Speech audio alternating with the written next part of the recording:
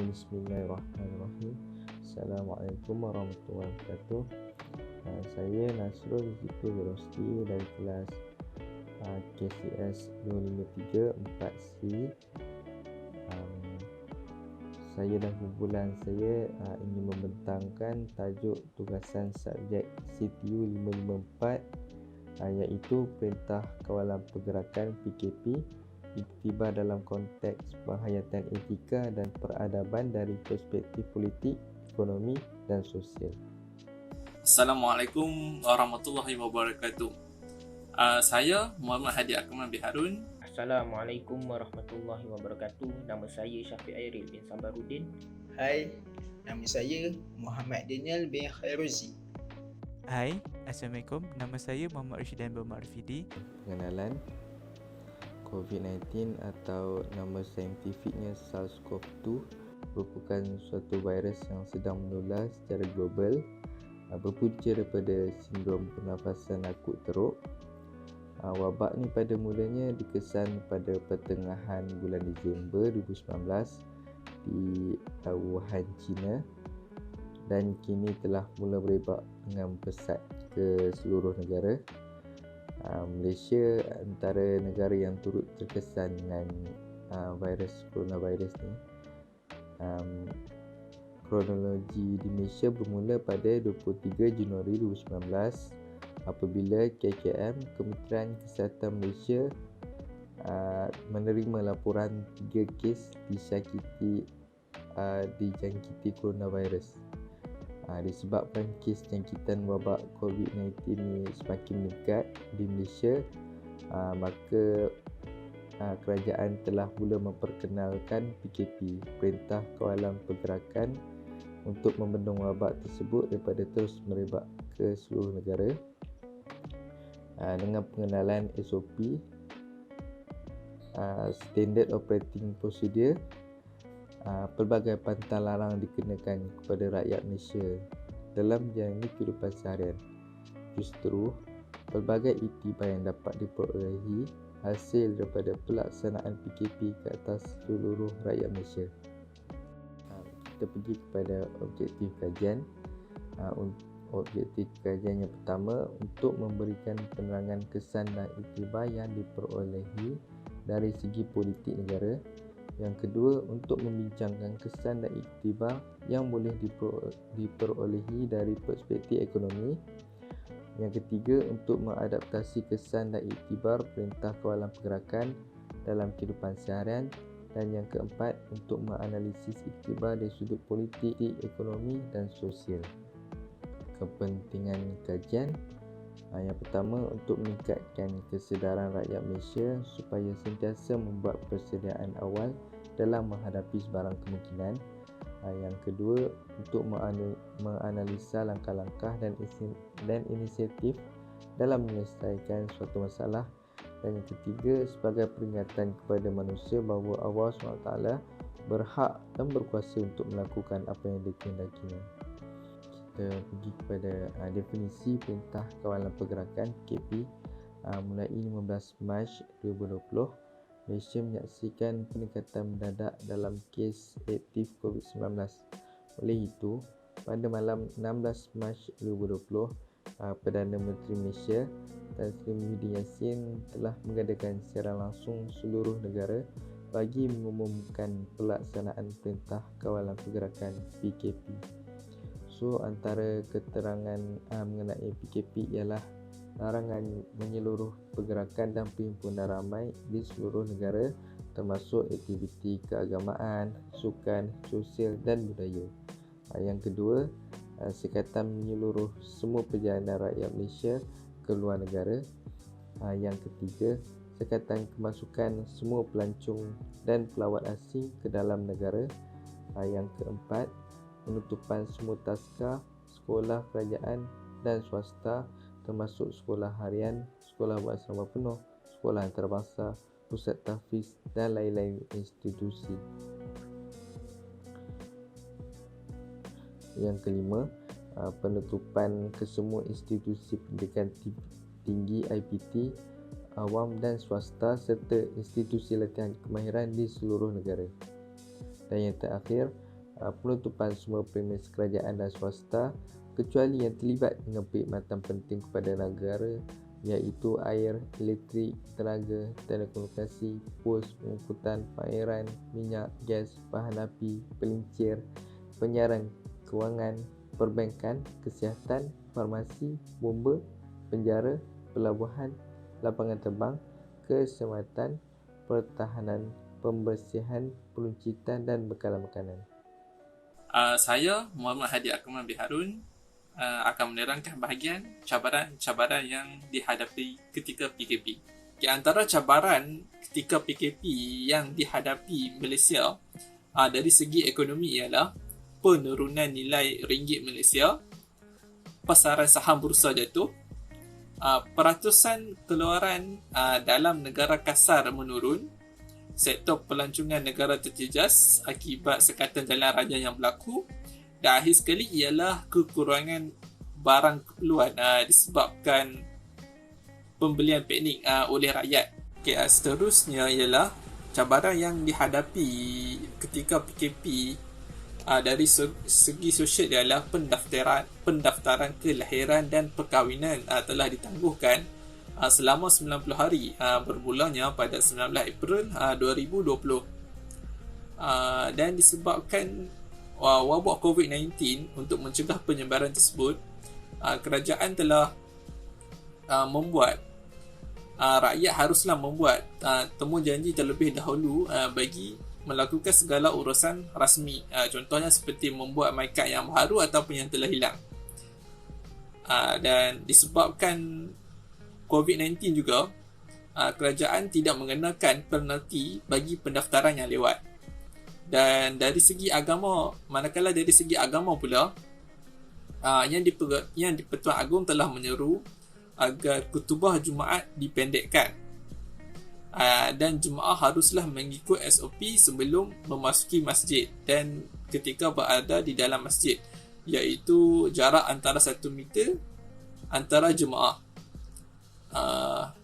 Disebabkan kes COVID yang telah meningkat pada waktu tersebut, solat fardu dan solat Jumaat lagi tidak dibenarkan di masjid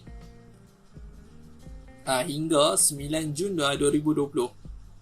Disebabkan kes yang meningkat, kemeriahan bulan Ramadan dan Hari Raya Aidilfitri tidak sama seperti sebelumnya, seperti mana yang masjid dipenuhi oleh jemaah-jemaah untuk menunaikan solat sunat Tarawih dan solat sunat Hari Raya Aidilfitri. Dan akhir sekali ialah dari segi pendidikan, di mana UPSR dan PT3 dibatalkan. Dan yang seterusnya, peperiksaan sekolah SPM dan STPM ditangguhkan. Dan yang akhir sekali ialah pembelajaran secara online, iaitu ODL, Online Distance Learning, di mana pelajar hanya belajar di rumah di atas talian. Akhir sekali, cabaran yang dihadapi Malaysia ketika PKP dari segi politik ialah Pakatan Harapan Runtuh. Yang kedua, acara keagamaan tabligh jemaah antara salah satu penyebab berlakunya penyebaran virus COVID-19. Dan yang ketiga, pilihan raya negeri Sabah 2020 antara salah satu faktor besar di mana kes COVID-19 meningkat secara mendadak. Disebabkan kejadian tersebut, yang di-Pertuan Agong Al-Sultan Abdullah Riayatuddin Al-Mustafa Billah Shah telah mengumumkan darurat yang telah disampaikan oleh Tan Sri Muhyiddin Yassin secara langsung di TV. Disebabkan kejadian tersebut juga, kerajaan telah diberi kuasa untuk merangka undang-undang tanpa sebarang pengawasan akibat ketidakstabilan politik. Ini menyebabkan berlakunya peletakan jawatan di dalam ahli parlimen. Dan yang akhir sekali ialah penangguhan semua sidang parlimen dan Dewan Undangan Negeri serta sebarang pilihan raya akibat kejadian tersebut. Saya akan membentangkan bagi topik cara menghadapi cabaran yang dihadapi ketika PKP. Seperti yang kita tahu, wabak COVID-19 ini telah memberi banyak kesan dan cabaran kepada masyarakat Indonesia, Oleh itu, terdapat beberapa langkah yang dilakukan oleh masyarakat Indonesia untuk meneruskan kehidupan supaya lebih terjamin dan harmoni. Bagi aspek politik, pertama sekali, wakil rakyat turun padang meluruhkan bantuan kepada mangsa COVID-19. Individu yang dijangkiti COVID-19 perlu mengkuarantinkan diri di hospital ataupun ada yang perlu kuarantinkan diri di rumah masing-masing. Bagi yang di rumah, mereka tidak dapat keluar dan tidak dapat membeli barang keperluan. Oleh itu, terdapat wakil rakyat yang turun dan memberi bantuan kepada mangsa COVID-19 di kawasan mereka. Selepas itu, kerajaan juga mewujudkan teknologi baru untuk menghadapi pandemik seperti aplikasi MySejahtera. Aplikasi ini telah dilancarkan pada 20 April 2020. Aplikasi ini telah dilancarkan oleh Menteri Sains, Teknologi dan Inovasi, iaitu YB Khairi Jamaluddin, dan juga Menteri Kesihatan ketika itu, YB Adham Baba. Polisi ini bagi membantukan kerajaan untuk mengumpulkan data rakyat Malaysia berkenaan COVID-19. Seterusnya, kerajaan juga menggumbalkan undang-undang baru seperti penjagaan jarak antara individu sebanyak 1 meter, pemakaian pelitup muka dibajetkan hanya seorang wakil sahaja setiap rumah untuk membeli barang keperluan. Bagi mereka yang tidak mengikut undang-undang tersebut, mereka boleh didenda sebanyak RM10,000. Seterusnya, bagi aspek ekonomi pula, terdapat badan organisasi ataupun pihak yang memberi keperluan bagi pencegahan COVID-19 seperti pemberian pelitup muka dan sarung tangan kepada pihak yang memerlukan. Terdapat pihak yang prihatin untuk memberikan alatan-alatan tersebut kepada tugas baris hadapan seperti pihak polis, pihak hospital dan juga tentera. Oleh itu, dapat menjimatkan perbelanjaan pihak tersebut dan juga kerajaan punya perbelanjaan. Seterusnya, masyarakat merealisasikan perbelanjaan melalui atas talian. Disebabkan COVID-19 ini, kita tidak boleh keluar ke tempat awam sesuka hati. Bagi memudahkan urusan masyarakat di Malaysia, mereka mengamalkan pembelian atas talian seperti membeli makanan di aplikasi Foodpanda dan juga barang keperluan di Shopee. Selain itu, masyarakat sekeliling menghulurkan bantuan keperluan harian kepada yang memerlukan, seperti isu viral menaikkan bendera putih. Ia digalakkan kepada sesiapa yang terjejas. Oleh itu, masyarakat sekeliling yang terdekat akan mendapat perhatian dari bendera tersebut dan mereka akan tahu ada jiran tetangga yang terjejas. Akhir sekali, pekerjaan dilakukan secara atas talian disebabkan tidak boleh keluar ke rumah sentiasa, perlu mencegah daripada dijangkiti. Pekerjaan yang tidak melibatkan perkilangan digalakkan dilakukan secara atas talian. Dan bagi aspek sosial pula,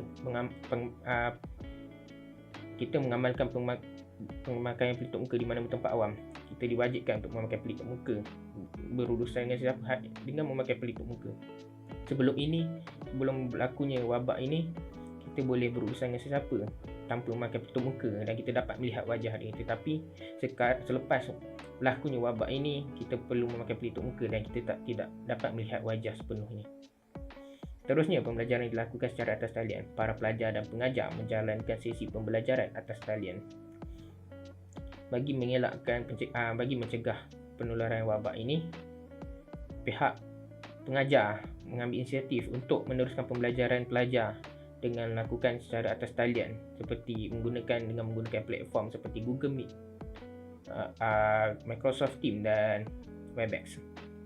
Terusnya, aktiviti keagamaan dilakukan secara alternatif lain. Bagi masyarakat Islam, terdapat individu yang hadir ke ceramah agama di masjid. Tetapi disebabkan COVID-19, aktiviti yang berkumpul secara beramai-ramai tidak boleh dilakukan. Oleh itu, terdapat pihak masjid yang mengambil inisiatif dengan melakukan ceramah atas talian. Seperti contoh, Masjid Tuanku Zainal Abidin, Terengganu. Pihak masjid tersebut melakukan siaran langsung ceramah di Facebook supaya masyarakat sekeliling dapat mendengar kuliah mereka. Di samping itu, masyarakat yang jauh juga dapat menonton siaran langsung tersebut. Okey, oleh itu sekian dari saya. Seterusnya, saya akan sambung mengenai iktibar dalam konteks payatan etika dan peradaban. Masuk iktibar. Mengikut Kamus Dewan Bahasa dan Pustaka, iktibar bermaksud pengajaran, contoh, ibarat atau teladan. Mengambil iktibar bermakna kita mengambil pengajaran terhadap sesuatu perkara untuk menjadi lebih baik. Iktibar yang dapat kita ambil dari perspektif politik adalah pemimpin parti politik haruslah berusaha merawat situasi politik di Malaysia ke arah yang lebih sihat dan beretika. Sepanjang PKP, kita dapat melihat pelbagai isu yang timbul melibatkan pemimpin parti politik yang sedikit sebanyak dapat mencemarkan imej negara kerana hilangnya integriti para pemimpin, isu kes pecah manah dan banyak lagi. Salah satu contoh kes ialah bekas Perdana Menteri Malaysia yang ke-6, Datuk Seri Najib Razak telah menerima tuduhan terhadap penyelewengan wang haram dan kes pecah amanah. Tindakan ini telah menyebabkan majoriti rakyat Malaysia kecewa dengan tindakan beliau kerana ia menyebabkan Malaysia dilihat sebagai negara bermasalah dan mempunyai kepimpinan yang lemah.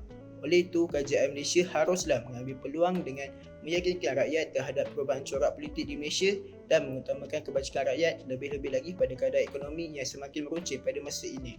Selain itu, iktibar dari perspektif politik yang kedua adalah kerjasama antara pemimpin dan rakyat menjadi salah satu kunci kejayaan terhadap pembatasan pandemik COVID-19 ini.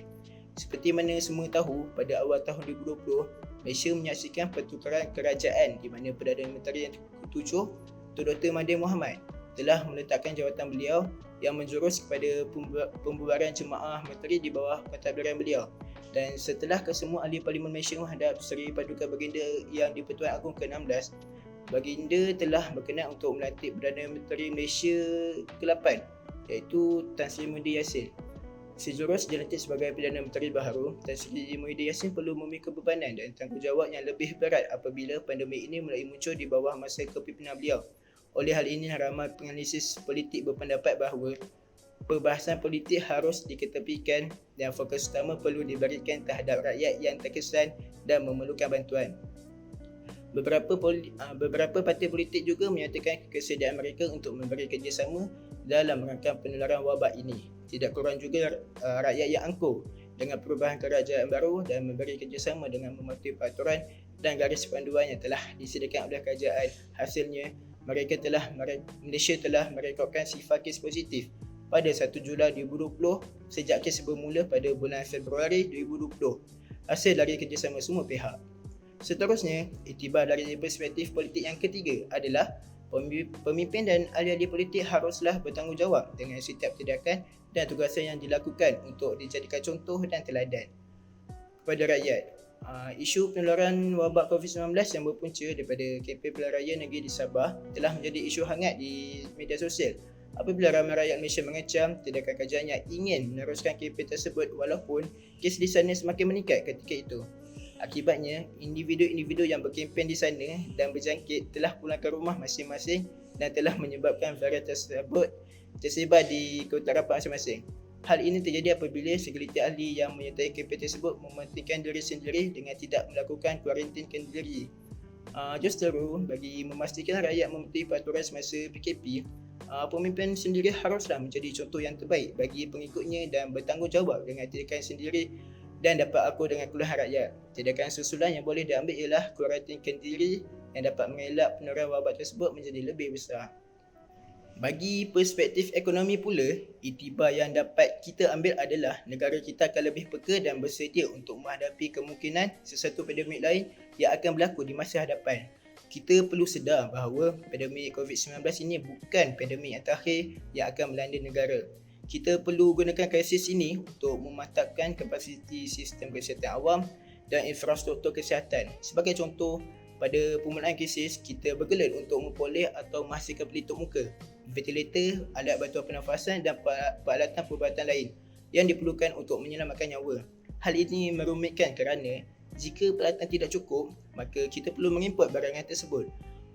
Jika kita mampu menyediakan peralatan kita sendiri, maka kita perlu bergantung pada barangan import dan ia akan memudahkan urusan serta menjimatkan kos. Selain itu, peralihan ke arah digitalisasi adalah sangat penting. Digitalisasi adalah satu game changer yang dapat merapatkan jurang pendapatan dalam kalangan rakyat.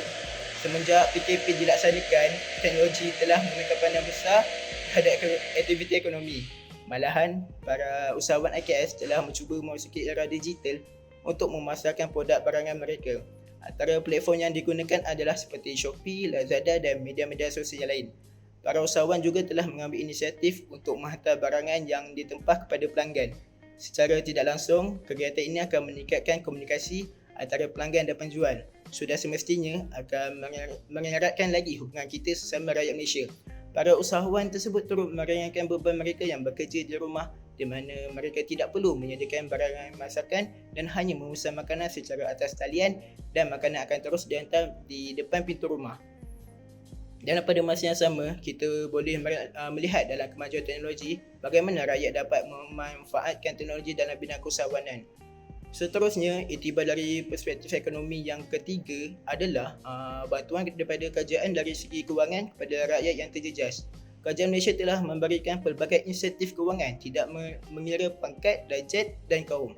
Insentif kewangan ini bertujuan untuk meringankan beban yang dihadapi oleh rakyat Malaysia. Antara insentif yang diberikan adalah diskaun bil elektrik, pengangguran bayaran pinjaman balik PTPTN, bayaran bantuan JKM. Kita dapat lihat di sini di mana kerajaan tidak memberikan pengecualian dan semua orang berhak mendapat insentif ini selagi mana mereka rakyat Malaysia. Dengan ini tidak ada rusuhan dan sikap hierarki sesama kaum. Justru mereka turut bersatu padu berganding bahu perangi masalah yang dihadapi oleh negara. Iktibar yang boleh diambil dari segi perspektif sosial ialah kesihatan masyarakat adalah penting sehingga dia membawa kepada toleransi dalam agama. Ini dapat dilihat dalam agama Islam apabila hukum lelaki mu'alaf untuk meninggalkan solat Jumaat semasa PKP dijatuhkan hukum harus sahaja tapi tidak dikira haram. Mereka hanya perlu menggantikan solat Jumaat itu dengan solat Zuhur sahaja di rumah masing-masing. Fatwa ini adalah selaras dengan Abu Daud yang bermaksud seseorang tidak harus mendatangi masjid sekiranya mereka mempunyai keuzuran seperti ketakutan, kebimbangan dan penyakit. Selain itu, aktiviti pengurusan jenazah juga semasa PKP hanya boleh dihadkan 8 orang sahaja yang berada di situ. Kebiasaannya terdiri daripada wakil hospital dan juga orang masjid sahaja. Selain itu, persepsi sosial ialah semua pihak perlu beradaptasi dengan perubahan sistem pendidikan. Semua pelajar universiti, kolej dan juga sekolah menggunakan pembelajaran jarak secara atas talian ataupun dikenali sebagai Online and Distance Learning ODL. Cabaran pembelajaran ini dengan menggunakan kaedah di dalam faktor memudahkan peranti teknologi dan akses internet dapat dibuktikan apabila ada satu kes yang 2 tahun lepas tular di Sabah melibatkan seorang pelajar bernama Fenomena Mohsibin yang didaftarkan di Universiti Malaysia Sabah terpaksa menjadi pokok di kampungnya hanya untuk mendapatkan jaringan internet yang baik untuk menjawab peperiksaan akhir beliau. Pada keadaan begini, para ibu bapa perlu memainkan peranan yang lebih untuk memastikan anak-anak mereka hadir dalam kelas yang tidak ketinggalan dalam pembelajaran. Seperti mana yang anda tahu, pemerintah kawalan pergerakan dilakukan di kebanyakan negara demi mencegah isu pandemik COVID-19. Walau bagaimanapun terdapat impak baik dan buruk kepada penduduk dunia, terutama sekali rakyat-rakyat yang berada di Malaysia juga tidak berkecuali. Antara impak negatif ialah kejatuhan ekonomi negara. Justru hal ini menyebabkan ramai rakyat Malaysia kehilangan kerja yang hakiki dan graduan baru tidak diberi peluang untuk bekerja. Hal ini disebabkan ramai peniaga yang terpaksa menutup gerai kerana tidak boleh menjalankan urusan jual beli. Selain itu, ramai juga yang terkandas di perantauan kerana sepatan negara kebanyakannya ditutup. Namun, terdapat impak yang positif. Antaranya, kita dapat melihat beberapa peniaga yang kreatif dalam berniaga, mencuburi bidang-bidang perniagaan atas talian ataupun dikenali sebagai online. Dan selain impak positif ialah rakyat Malaysia berpeluang mengeluangkan masa bersama keluarganya lalu mengeratkan silaturahim antara satu sama lain. Seperti mereka melakukan aktiviti fashion show baju keluar. Selain itu, terdapat bidang baharu pekerjaan baru seperti pekerjaan menghantar makanan seperti Grab Food atau Food Panda. Pembeli boleh mengorder makanan tersebut ketika berada di rumah secara atas talian. Kami berharap agar rakyat Malaysia sentiasa bersabar dalam menghadapi ujian yang melanda negara kita. Alhamdulillah, berkat hasil pada usaha kerajaan Malaysia dan kerjasama rakyat Malaysia, negara kita berada dalam keadaan yang lebih baik berbanding dahulu. Dan negara kita sudah mula untuk belajar mengadaptasi hidup dengan endemik COVID-19. Namun, terdapat segelintir golongan yang masih lagi terkesan dengan impak-impak pandemik COVID-19. Oleh itu, sebagai rakyat yang prihatin dan saling membantu, kita hendaklah menghulurkan tangan untuk membantu mereka yang memerlukan. Kerajaan Malaysia juga boleh percepatkan program-program pemulihan ekonomi negara agar ramai rakyat Malaysia yang terkesan boleh kembali mencari nafkah seperti dahulu. Masyarakat juga boleh mencari jalan untuk menambahkan wang tambahan dengan mempelajari dan mengeksplorasi teknologi yang baru. Kita haruslah membantu antara satu sama lain dari segi kewangan dan emosi. Jika masyarakat juga digalakkan untuk menyertai program-program anjuran oleh badan kerajaan atau bukan kerajaan seperti program Bendera Putih, di mana orang ramai akan membantu untuk membeli barang dapur jika kalau tuan rumah tersebut mengibarkan bendera putih untuk mengibarkan bendera putih di hadapan rumah. Terdapat juga program-program yang dianjurkan oleh penduduk sepatan seperti Piohat, di mana masjid-masjid akan melakukan sumbangan kepada keluarga fakir miskin yang berada di sekitar itu demi untuk mereka pulih daripada impak wabak COVID-19. Terima kasih.